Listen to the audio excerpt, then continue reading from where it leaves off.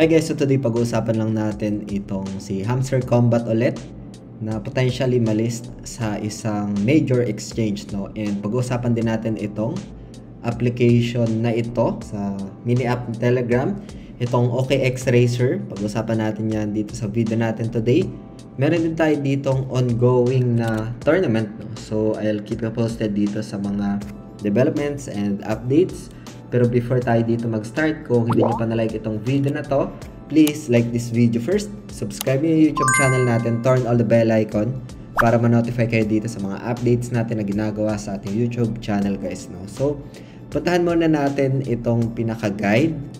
So, it's a guide for Hamster Combat, no?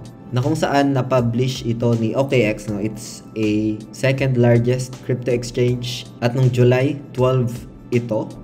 So they mentioned dito yung free to play nga niya na sa Telegram, no? Like you can manage virtual crypto exchange run by Adorable Hamster. Also player can tap their way to success, upgrading ng mga cards, other details dito halos na discuss na rin natin ito.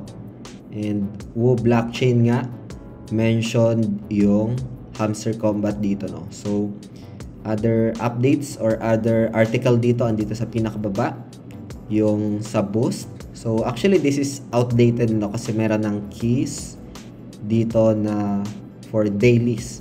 So isa sa mga good update din ito on my own perspective, pero it doesn't mean na nagawan ito ng article ni OKX is that pwede siyang malist dito guys, no? So ito is maybe is part of maybe their marketing para mas magkaroon ng traffic dito sa kanilang exchange, no? So yan yung isa sa mga napapansin ko lang din dito, and wala namang confirmations pa talaga guys, no? So kung sakali man malaki ito, malaking update ito for Hamster Combat team, kasi itong exchange na ito guys is huge din, no? Malaki yung volume nito. And halos dito rin nagtitrade yung mga experienced trader. Nagtitrade din ako dito. Again guys, itong video natin today is just an update lang for reference and does not qualify as an investment or financial advice. So to get some ideas dito and other updates, other scenarios dito, if you have questions, feel free to ask lang dito sa ating comment section ng video na ito, no? So puntahan naman natin guys itong OKX Racer, no? So dito guys, makikita natin, magkakaroon ka lang dito ng moon or dome, meaning if ever na bumagsak, click mo lang yung dome. Kung sakali na pataas sa tingin mo is click mo lang yung moon. And dito guys sa task, meron ditong option na connect yung Telegram gamit yung OKX account mo guys. Yung mga official link naman nito, lalagay ko sa description ng video na ito para mapuntahan nyo. And para na rin makaiwas sa mga phishing links online dito guys, no? So madali lang naman siya i-connect.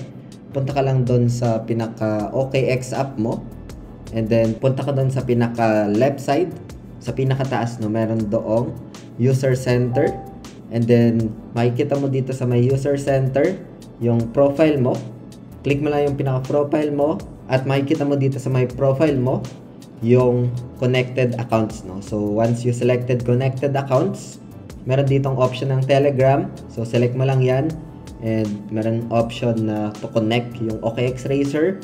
Sa end ko, ganito na yung pinaka-status, no? Meron na siyang connected accounts, which is yung Crypto Fortune at Crypto Fortune sa Telegram, no? So, once na makomplete mo yan, pwede mong balikan yung pinaka-task dito, no? So, dito merong option ka for the guess, the BTC price in the next 5 seconds, guys, no? So, madali lang naman siya. Click mo lang, for example, moon or dome if pabagsak, no? Sa surprises tab naman, makikita mo dito yung status if your account is verified na kay OKX.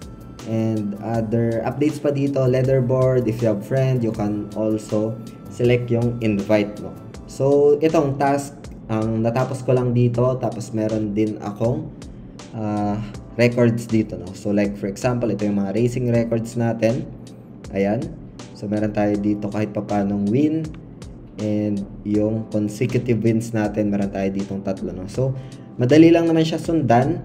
And yung pinaka-details pa dito guys is that, sabi dito, complete the KYC verification for surprises, no? Sa end ko, wala pa akong nare-receive, but you can just try naman sa end ninyo But if you are not interested, feel free to ignore lang, no? So, yun lang yung mga recent updates natin for today, guys. Hope this video helps. Maraming salamat ulit sa panunood. Ingat tayong lahat. Peace out. Bye for now.